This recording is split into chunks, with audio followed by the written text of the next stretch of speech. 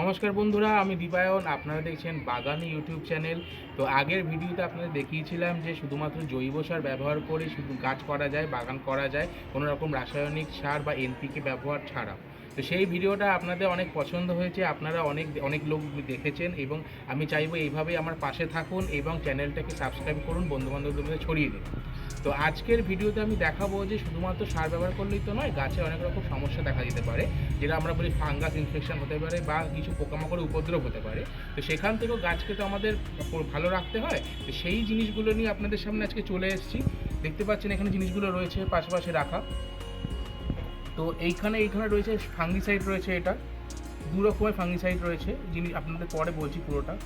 এটা humic acid রয়েছে, এটা রয়েছে বায়োভিটা এক্স সিউড এক্সট্রাক্ট রয়েছে, এখানে রয়েছে সুপার সোনাটা, এখানে রয়েছে কনফিডার, আর এখানে রয়েছে কাটাপ্পা। তো এইটা হচ্ছে ফাঙ্গিসাইড, যেটা ফাঙ্গাল ইনফেকশনের জন্য ব্যবহার করা হয়। আর এইদিকে রয়েছে পেস্টিসাইড, যেটা পোকামাকড় উপদ্রব থেকে বাঁচার জন্য ব্যবহার করা হয়। এছাড়া এখানে যেটা রয়েছে হিউমিক অ্যাসিড, সেটা ব্যবহার করা হয় রুট ট্রিটমেন্টের জন্য। আমরা সাধারণত ব্যবহার করে থাকি যে রুটের হেলথটা ভালো থাকার জন্য মেনলি হিউমিক অ্যাসিড ব্যবহার করা হয়। আর এই যে বায়োভিটা এক্সট্রা রয়েছে, এটা ব্যবহার করা হয় গাছের ওভারঅল গ্রোথের জন্য, এটা ব্যবহার করা হয়। আর সুপার সোনাটা যে ব্যবহার করা হয় সেটা হচ্ছে অনেকটা পেস্টিসাইডের মতো, কিন্তু গাছের ইমিউন সিস্টেমটাকে ভালো করে। তো এইবারে আসে এক এক করে আপনাদের কাছে। প্রথমে হচ্ছে দেখতে পাচ্ছেন আমার কাছে দু ধরনের বক্স রয়েছে। এই দু ধরনের বক্সে জিনিস একই রয়েছে, মানে একই বলতে ফাঙ্গিসাইডই রয়েছে। কালারটা দেখতে পাচ্ছেন,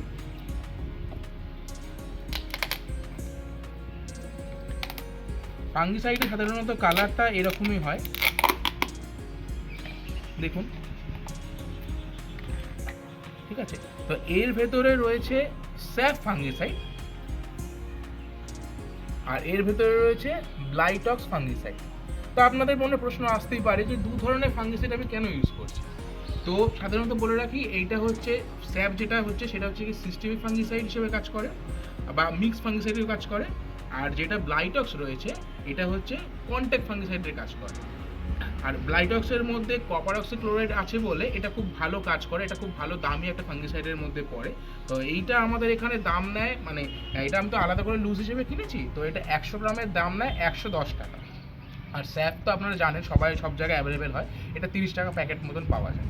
তো সাধারণত যেটা হয় যে ফাঙ্গাল ইনফেকশন দেখা দিলে আমরা যে কোনো একটা ফাঙ্গিসাইড ব্যবহার করলেই হতে পারে, কিন্তু কি হয় অনেক সময় না সেই ফাঙ্গাসগুলো কাজ করতে চায় না, তখন আমাদের দুটো ফাঙ্গিসাইড অল্টারনেট হিসেবে ইউজ করতে হয়। এই কারণে আমার কাছে দু ধরনের ফাঙ্গিসাইড রয়েছে এবং আমি কিন্তু গাছে সবসময় অল্টারনেট হিসেবে ইউজ করি। তো যদি বেশি পরিমাণে যদি আমার ফাঙ্গাস লাগে, তখন তো আমাকে কী করতে হবে, সপ্তাহে একবার করে ফাঙ্গিসাইড ইউজ করতে হবে। তো আমি এক সপ্তাহে ইউজ করলে যদি স্যাফ ইউজ করি, তাহলে আমাকে আরেক সপ্তাহে ইউজ করতে হবে ব্লাইটক্স। তো আপনারা যদি মনে হয় যে না আপনি অন্য কিছু ইউজ করবেন, সেটা আপনারা ইউজ করতেই পারেন, কেননা এটা বললাম আপনাকে দু ধরনের ফাঙ্গিসাইড, একটা সিস্টেমিক ফাঙ্গিসাইড, একটা কন্ট্যাক্ট ফাঙ্গিসাইড। তো সিস্টেমিক ফাঙ্গিসাইডের মধ্যে অনেক কিছু আসতে পারে, যেমন আপনার ব্যাভিস্টিন আছে, রেডিওমিল গোল্ড আছে। আবার আপনার সিস্টেমিক কন্ট্যাক্ট ফাঙ্গিসাইডের মধ্যে আমার কাছে জানা আছে আপাতত ব্লাইটক্সটা এখানে অ্যাভেলেবেল পাওয়া যায় আমার এখানে। তো সাধারণত ফাঙ্গাল ইনফেকশন হলে কীরকম হয়, গাছের পাতাগুলো দেখবেন একটু হলুদ একটা যে ভাবটা হয়ে যায়। অনেক সময় জলের প্রবলেমের জন্য হয়ে থাকে, কিন্তু বেশিরভাগ ক্ষেত্রে ফাঙ্গাল ইনফেকশনের জন্যই ওটা হয়ে থাকে। তো তখন আমরা কী করব, যদি অল্প দেখি যে একটা গাছের যে গাছ আছে, গাছে যদি অল্প পাতা হলুদ হয়ে থাকে, তখন আমরা কিন্তু এই ফাঙ্গিসাইড, যে কোনো একটা ফাঙ্গিসাইডকে 1 লিটার জলে 1 মিলিগ্রাম ইউজ করব, দিয়ে স্প্রে করব পুরো গাছটাকে। তারপরে 1 সপ্তাহ পরে আর একটা ফাঙ্গিসাইড ইউজ করব, করে আবার 7 দিন পরে ইউজ করব। এইভাবে যদি আমরা সপ্তাহে 2 সপ্তাহ ইউজ করি না, তখন দেখবো গাছটা মোটামুটি ঠিক হয়ে গেছে। হ্যাঁ, সেই যেই পাতাগুলো আপনার হলুদ হয়েছিল সেগুলো তো ঝরে পড়ে যাবে, সেগুলো ঠিক হবে না, কিন্তু নতুন যে পাতাগুলো গজাবে সেগুলোতে কোনো সমস্যা হবে না, একদম হেলদি পাতা থাকবে সেগুলোতে। হ্যাঁ, আর 2 নম্বর, এই যে আমি দেখালাম যে এই সিস্টেমিক ফাঙ্গিসাইড আর কন্ট্যাক্ট ফাঙ্গিসাইড, আপনাদেরকে এটা ইউজ করতে হবে, এটা কোনো ব্যাপার না। কিন্তু আপনারা দোকানে গিয়ে বলবেন, যারা বিভিন্ন রাসায়নিক সারের যে দোকানগুলো আছে আমাদের এই কাছাকাছি, সেখানে আপনারা যদি বলেন যে আমাকে একটা সিস্টেমিক ফাঙ্গিসাইড দিন আর একটা কন্ট্যাক্ট ফাঙ্গিসাইড দিন, যদি তারা জানে থাকে তাহলে তারা দিয়ে দেবে। অথবা যদি আপনার মনে হয় যে আমি যেটা ইউজ করছি সেটা ইউজ করবেন, তাহলে সিস্টেমিকের জন্য আপনি স্যাপ ইউজ করতে পারেন। স্যাপটা সাধারণত সিস্টেমে আমরা বলে থাকি, কিন্তু স্যাপটা কিন্তু মিক্স ফাঙ্গিসাইড, মানে এটা সিস্টেমিক প্লাস কন্ট্যাক্ট দুটোর জন্যই ব্যবহার করা হয়। তো মেনলি যদি সিস্টেমিক আমরা বলে থাকি, তাহলে সেটা হচ্ছে ব্যাভিস্টিন ইউজ করতে পারি আমরা। ব্যাভিস্টিনটা হচ্ছে পুরোপুরি সিস্টেমিক ফাঙ্গিসাইড। আর 2 নম্বর হচ্ছে গিয়ে অ্যামিস্টার টপ আছে আর একটা, সেটা কিন্তু দামি, খুব বেশি দামি। আর আপনার যেটা ব্লাইটক্স বললাম, এটা হচ্ছে কন্ট্যাক্ট হিসেবে আপনারা ইউজ করতে পারেন। তো এটা চলে গেল ফাঙ্গিসাইডের ব্যাপার। এইবারে আসি পেস্টিসাইডে। পেস্টিসাইডে এটা খুবই পরিচিত একটা পেস্টিসাইড, এটার নাম কনফিডার, ঠিক আছে। তো কনফিডারটা কি হয়, যত রকমের জাপ পোকা আছে বা বিভিন্ন রকমের যে ছোটো ছোটো যে আমরা বলি মাকড় থাকে, সেই সমস্ত ক্ষেত্রে কিন্তু এই কনফিডারটা খুব ভালো কাজ করে। আমি ইউজ করছি, আমি তো বেশিরভাগ আপনারা জানেন যে আমার কাছে গোলাপটাই রয়েছে, তো গোলাপের জন্য কনফিডারটা কিন্তু একদম মাস্ট। তো আবার যেরকম বললাম যে যেরকম আপনার ফাঙ্গিসাইডও দু রকম ইউজ করতে হয়, ঠিক সেরকম পেস্টিসাইডও কিন্তু তাই ইউজ করতে হয় দু রকমের। তো এইখানে দেখুন আমার কাছে একটা রয়েছে কাটাপ পাওয়ার একটা পেস্টিসাইড রয়েছে, এটা আমি নতুন নিয়ে এসেছি। এটা আপনার প্রোডাক্টটা হচ্ছে সোনালী অর্গানিকের প্রোডাক্ট এবং এটা কিন্তু একটা বায়ো প্রোডাক্ট, ঠিক আছে। তো আমি সব এই এক ব্যাপারটা একই, যে ফাঙ্গিসাইড যেরকম আমি দু রকম ইউজ করলাম, সেরকম পেস্টিসাইডও কিন্তু আমি দু রকমই ইউজ করবো। একরকম পেস্টিসাইড দিলে কিন্তু হবে না, মানে আমি যে পোকার এগেনস্টে ইউজ করছি, তো সেই পোকাও কিন্তু ইমিউন সিস্টেম ভালো হয়ে যাবে যদি আমি একটা পেস্টিসাইড ইউজ করতে থাকি। ওই যদি আমি ঘুরিয়ে ফিরে যদি পেস্টিসাইডটা ইউজ করি, তাহলে কিন্তু পোকার ইমিউনিটি সিস্টেমটা তৈরি হতে পারবে না। তো সেই কারণে ইউজ করতে সবসময় আপনাদেরকে দু রকম পেস্টিসাইড ইউজ করতে হবে। হ্যাঁ, আমি বলছি যে কনফিডার বা আমি বলছি কাটাপ্পা মানে এই দুটো ইউজ করতে হবে এরকম কিন্তু নয়। আপনারা বাজারে যেরকম পাবেন, যেমন আর একটা খুব ভালো পেস্টিসাইড আছে যেটা আমি ইউজ করি না, সেটা কিন্তু কাকাটা কিন্তু একটা অর্গানিক পেস্টিসাইড এবং সেটা কিন্তু খুব ভালো কাজ করে। আমি যেহেতু আমি কাটাপ্পাটা নিয়ে এসেছি, এটা অর্গানিক পেস্টিসাইড, ওই জন্য আমি কাকাটা আনিনি, কিন্তু আমার এই কাটাপ্পা শেষ হলে আমি কিন্তু কাকাটাই আনবো। তাহলে আপনাদের কীরকম কী বললাম, যে দুটো ফাঙ্গিসাইড আপনারা রাখছেন, দুটো পেস্টিসাইড রাখছেন। আচ্ছা, পেস্টিসাইডে আপনাকে বললাম যেরকম যে এইগুলো কিন্তু বিভিন্ন রকমের পোকার উপরে কাজ করে। তো কী কী পোকা আপনাদের বললাম, মেনলি জাপ পোকা একটা হয়, তারপরে আপনার গোলাপ গাছের পাতার নিচে সাদা মাছির একটা হয়, তারপরে সাদা যে ল্যাদা পোকাটা কিন্তু এইটাও খুব একটা বেশি কাজ করে না, সেটার জন্য আমরা হামলা 550 বলে একটা পেস্টিসাইড পাওয়া যায়, সেটা আমি ইউজ করেছি, সেটাতে খুব ভালো রেজাল্ট পাওয়া গেছে। আমার ওই লেবু গাছটা যেটা আপনাদের দেখিয়েছিলাম, সেই লেবু গাছে না সবুজ কালারের পোকা হয়েছিল, ল্যাদা পোকা, সেই পোকাগুলো কিন্তু একমাত্র ওই হামলা 550 দিয়ে কিন্তু আমি ছাড়াতে পেরেছি। গাছটা অবস্থা খুব সমস্যার মধ্যে পড়ে গেছিলাম, আমি ইউজ করেছিলাম অনেক কিছু, কিন্তু সেটাতে কিছু ফল পাইনি। আমি লাস্ট পর্যন্ত ওই হামলা 550টা আমি নিয়ে আসি, সেটা দিয়ে কিন্তু কাজ হয়। তাহলে কনফিডারটা হয়ে গেল, মানে পেস্টিসাইডটা হয়ে গেল, পেস্টিসাইডে আমি দুটো ইউজ করলাম। এরপর আসি হিউমিক অ্যাসিড। তো আপনারা যখন অন্য কোনো জায়গায় দেখবেন যে যারা সাধারণত বাগান করে থাকে, হিউমিক অ্যাসিডটা বহুল প্রচলিত। এর মেন কাজটা কি, এর মেন কাজ হচ্ছে কি শিকড়ের বৃদ্ধিটা খুব ভালো করে। আর শিকড় আপনারা জানেন, যদি শিকড় যদি ভালো থাকে তাহলে কিন্তু আপনার গাছও খুব ভালো হবে। তো সেই শিকড়ের বৃদ্ধির জন্যই কিন্তু হিউমিক অ্যাসিডটা আমরা ইউজ করে থাকি।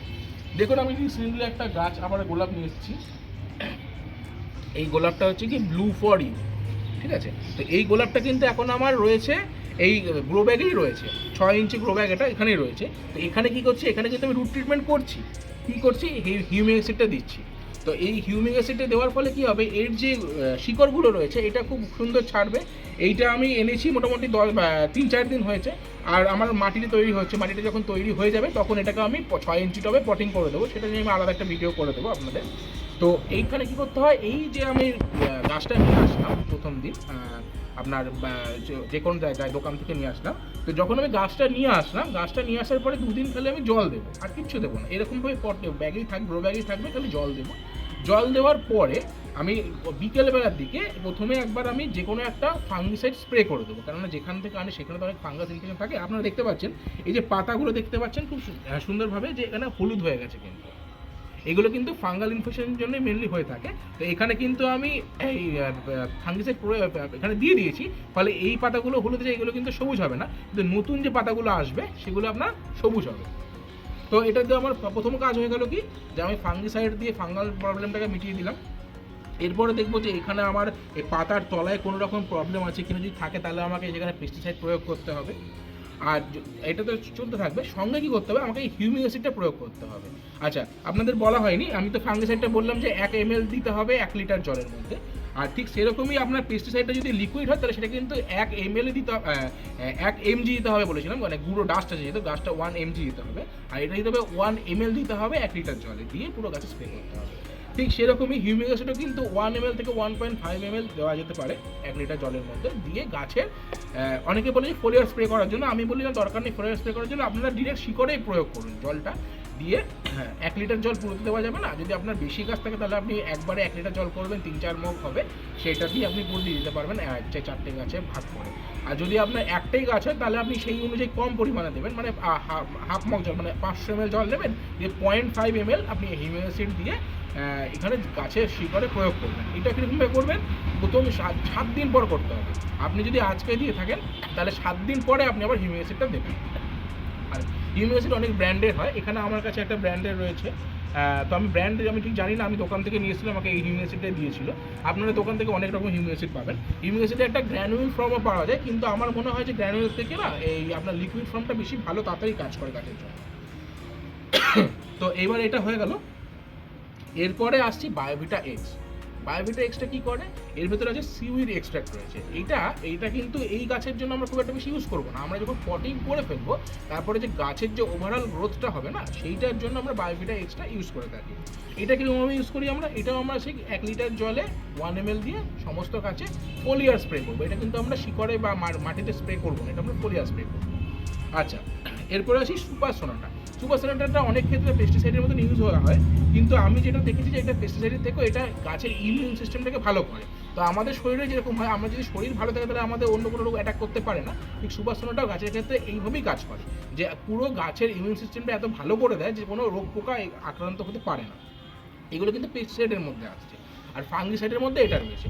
তাহলে এখানে আমাদের কি দেখালাম, প্রথমে গাছ আপনি এইভাবে নিয়ে আসলেন, আসার পরে 2 দিন শুধু জল দেবেন, দেওয়ার পরে আপনারা 1 লিটার জলে 1 মিলিগ্রাম করে যে কোনো একটা ফাঙ্গিসাইড দিয়ে পুরো গাছে স্প্রে করে দেবেন। আর যদি দেখেন যে কোনো পোকা এসছে তাহলে আপনারা যে কোনো একটা পেস্টিসাইড ইউজ করবেন, এটাও 1 ml দিয়ে গাছের পাতার দিকে ইউজ করবেন। আচ্ছা, ব্যাপারটা এবার কখন আপনি ইউজ করবেন, আমি সাধারণত ইউজ করি সন্ধ্যের দিকে, কেননা পোকার আক্রমণটা কিন্তু মেনলি সন্ধ্যের দিকেই হয়। হ্যাঁ জানি ফাঙ্গিসাইডটা রাতের দিনের কোনো ব্যাপার না, কিন্তু যেহেতু আমার সময় পাই, আমি রাতের দিকে বেশি সময় পাই, ওই জন্য রাতের দিকে আমি মেনলি ফাঙ্গিসাইডটা ইউজ করে থাকি, বা যে কোনো খাবারও আমি বেশিরভাগ ক্ষেত্রে রাতের বেলা ইউজ করে থাকি। কিন্তু একমাত্র যেটা খোল জল যে যেটা দিই আমি, সেটা একমাত্র দিনের বেলা, সেটা আপনাদের পরে দেখিয়ে দেবো দেওয়ার ব্যাপারটা, এবং কীভাবে সার আমরা মাটিতে প্রয়োগ করছি সেটা আপনাদের পরে দেখিয়ে দেবো। তাহলে এখানে প্রথমে ফাঙ্গিসাইডটা আমরা দিয়ে দিলাম, দেওয়ার পরে কোনো পোকার আক্রমণ থাকলে আমরা পেস্টিসাইডটা দিয়ে দিলাম। আর প্রথমে যখন আমরা গ্রো ব্যাগে রাখবো তখনই আমি রুট ট্রিটমেন্ট করা শুরু করে দেবো হিউমিক অ্যাসিডটা সপ্তাহে 1 দিন দিয়ে। আর এই বায়োভিটা এক্স আর সুপার সোনাটা কিন্তু আমরা এই গ্রো ব্যাগে থাকাকালীন দেবো না, যখন আমার টবে গাছ দেখুন চলে এসছে আপনাদের কাছে একটা গাছ নিয়ে।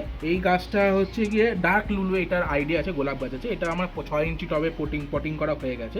তো এই ক্ষেত্রে কিন্তু আমরা এই বায়োভিটা এক্সট্রা স্প্রে করব আর সুপার সোনাটা স্প্রে করব। কীভাবে স্প্রে করব, সেই ফোলিয়ার স্প্রে করবো, এটা আমরা 1 লিটার জলে 1 ml দেবো, দিয়ে আমরা এটাকে ফোলিয়ার স্প্রে করে দেবো। শুধু 1 লিটার জল কিন্তু পুরো এই গাছে দেবো না, আমার যত টবে যত গাছ থাকবে সেই সব গাছে কিন্তু আমার দিতে হবে, এমন না যে 1 লিটার জলটাই পুরো এই বাজারে স্প্রে করবো। যদি আপনাদের কম সংখ্যক গাছ থাকে, মিনিমাম ধরুন 5টা গাছ আছে, 5টা গাছে আপনারা 1 লিটার জল মোটামুটি স্প্রে করে দেবেন। আচ্ছা, এবার বলছি এই বায়োভিটা এক্স বা সুপার সোনাটা কিন্তু একসঙ্গে ইউজ করবেন না। যদি বায়োভিটা এক্স আজকে ইউজ করেন তাহলে 3 দিন পরে আপনারা সুপার সোনাটা ইউজ করবেন, ঠিক আছে? তো এইভাবে আপনারা গাছে ইউজ করবেন। আচ্ছা, এইবারে হ্যাঁ, আচ্ছা মেনলি গাছে, গোলাপ গাছের ক্ষেত্রে একটা বলে দিই, গোলাপ গাছে কিন্তু এই যে পাতাগুলো রয়েছে কচি পাতা, এর তলার দিকে কিন্তু মাইটসের খুব অ্যাটাক হয়, ঠিক আছে? মাইটস হয় বা এফিডসের অ্যাটাক হয়, তো সেই ক্ষেত্রে কিন্তু সব থেকে ভালো ওষুধ হচ্ছে কনফিডার, ঠিক আছে? বা ইমিডাক্লোরোপিড গ্রুপের যে কোনো আপনার পেস্টিসাইড কিন্তু আপনারা ইউজ করতে পারেন। তো দেখুন গাছটা কিন্তু বেশ ভালো কন্ডিশনে রয়েছে। গাছটা যেরকম বললাম, প্রথমে আমি এটা গ্রো ব্যাগে ছিল, গ্রো ব্যাগে আমি রুট ট্রিটমেন্ট করেছি, রুট ট্রিটমেন্ট করার পরে তারপরে একবার ফাঙ্গিসাইড স্প্রে করে দিয়েছি। ফলে দেখুন ওই যে হলুদ যে পাতাগুলো ছিল সেগুলো হলুদ রয়ে গেছে, এই যে খুলে পড়ে গেল পাতাগুলো, নতুন যে কচি পাতাগুলো এসছে দেখুন সেখানে কিন্তু কোনো সমস্যা নেই। আপনারা যদি একটু ভালো কাছ থেকে দেখেন তাহলে বুঝতে পারবেন যে নতুন যে পাতাগুলো বেরিয়েছে সেখানে কিন্তু কোনো সমস্যা নেই। কেন? কারণ কোনো ফাঙ্গাসের সমস্যা নেই। আর যদি এই পাতার তলার দিকটা দেখাতে পারি, এই তলার দিকটা দেখুন, এখানে কিন্তু কোনো রকমের কোনো দাগ নেই, মানে কোনো মাইটসের অ্যাটাক হয়নি, বা কোনো রেড ফ্লাই বা কোনো হোয়াইট ফ্লাইয়ের কোনো অ্যাটাক হয়নি, মানে এটাতে কিন্তু পেস্টিসাইডও ঠিক মতন চলছে। তাহলে আমি এটা আপনাদের বলে দিই কীরকমভাবে আপনারা ইউজ করতে পারেন। ফাঙ্গিসাইডটা কিন্তু সব অপশনাল ইউজ করতে, যদি আপনারা দেখেন যে গাছের কোনো সমস্যা হচ্ছে, গাছের পাতা সমস্যা হচ্ছে, তখন আপনারা ফাঙ্গিসাইডটা ইউজ করবেন। এটা ছাড়া আপনারা যদি সপ্তাহে 1 দিন করে কনফিডার বা যে কোনো একটা পেস্টিসাইড ইউজ করেন গাছের ক্ষেত্রে, তাহলে কিন্তু আপনার গাছের কোনো সমস্যা হবে না। আর তাহলে কীভাবে করবেন আমি বলে দিই ব্যাপারটা। প্রথমে যদি আপনি আজকে আপনি কনফিডার বা যে কোনো একটা পেস্টিসাইড ইউজ করে থাকেন, তাহলে তার 3 দিন পরে আপনি ইউজ করবেন বায়োভিটা এক্স, ঠিক আছে। আর এইভাবে আপনারা চালাতে পারেন। সুপার সোনারটা না দিলেও চলে, আবার দিলেও চলে, সুপার সোনারটা মানে ম্যান্ডেটরি নয়। কিন্তু আপনারা আরেকটা করবেন, প্রথম 3 দিন, তারপরে 3 দিন পরে এটা হচ্ছে, তার 3 দিন পরে আপনারা হিউমিয়াসিটা একবার ইউজ করতে পারেন, খুব ভালো হয়। সেটা আপনারা মেনলি গাছের ইউজ করবেন, কোথায়, টবের মাটিতে ইউজ করবেন। এটা কিন্তু ফোলিয়ার স্প্রে করবেন না, কেননা ফোলিয়ার স্প্রে থেকে আপনি যেটা মাটিতে ইউজ করেন তাহলে গাছের শিকড়ের ক্ষেত্রে খুব ভালো হয়। আর আপনি বুঝবেন কী করে যে আপনার শিকড় ভালো আছে? আপনার গাছের যদি গ্রোথ ভালো হয় তাহলে আপনি বুঝতে পারবেন যে শিকড় আপনার খুব সুন্দর রয়েছে।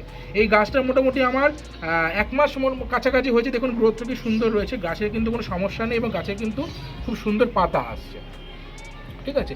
এছাড়া যদি অন্য কোনো গাছের ক্ষেত্রে হয়, অন্যান্য গাছের ক্ষেত্রে, যেহেতু আমি গোলাপটা বেশি করে বলি, গোলাপের ব্যাপার নিয়ে আপনাদেরকে বেশি বলছি, কিন্তু আপনাদের কাছে তো অন্যান্য অনেক গাছ রয়েছে, সেই গাছের যদি কোনো সমস্যা থাকে সেটা নিয়ে অবশ্যই আমাকে জানাবেন। আমার একটা ফেসবুক গ্রুপও করা আছে বাগানের নামে, সেই গ্রুপেও আপনারা অ্যাড হয়ে যাবেন। সেখানে যদি কোনো সমস্যা আপনি লিখে পাঠাবেন তাহলে আমি সেখানে আপনাদের সমস্যাগুলো সলভ করে দেবো।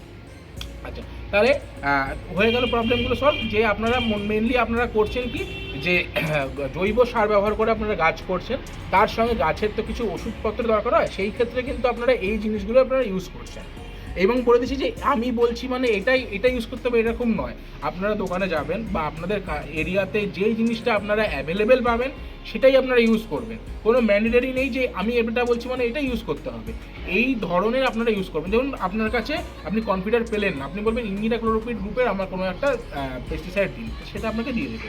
তবে আমি বলবো সেই জৈব, আপনারা কিন্তু কনফিডারটা যেহেতু জৈব কিন্তু নয়, কিন্তু যেটা আপনি বললাম কাকাটা কিন্তু আপনারা ইউজ করতে পারেন, সেটা কিন্তু জৈব, এবং কাকাটা কিন্তু সমস্ত গাছের ক্ষেত্রে ইউজ করা যায়।